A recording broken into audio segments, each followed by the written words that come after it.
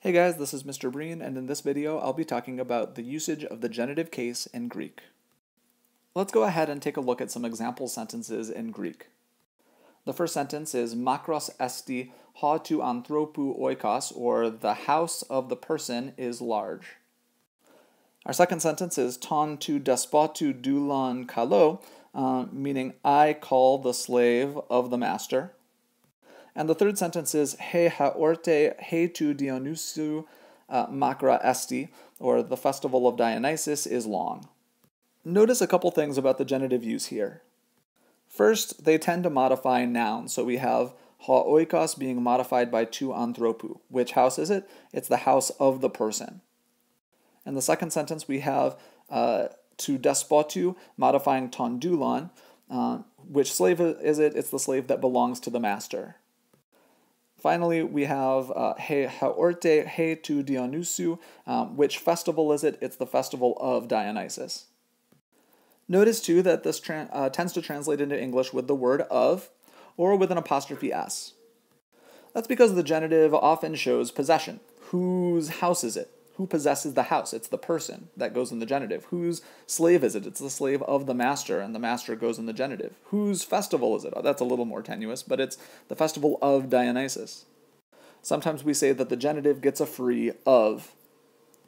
Finally, I want you to notice that oftentimes, because our genitives are modifying nouns, they come after the article of the noun that they modify. So instead of ha oikos tu anthropou, we get ha tu anthropou oikos. Instead of ton doulan tu despotu, we get ton tu despotu doulan.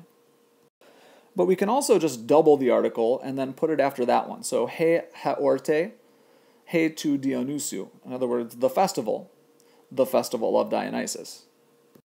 Here are some uses of what would be the genitive in English. The student's book is on the table. Whose book is it? It belongs to the student, so the student would go in the genitive.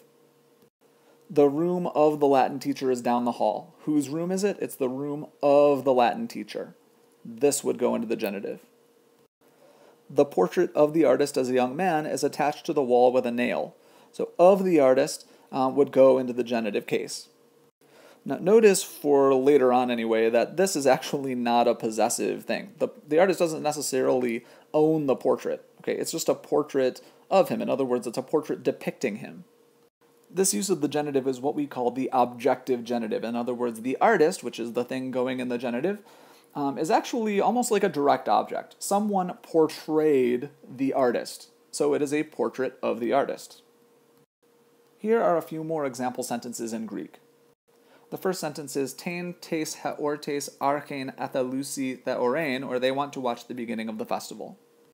Here, the direct object, tein archein, is being modified by tes haortes.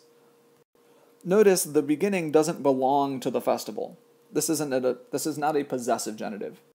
Rather, it's almost like the opposite of an objective genitive. It's a subjective genitive. It's a genitive that indicates it's almost like a subject of a sentence. The festival is beginning.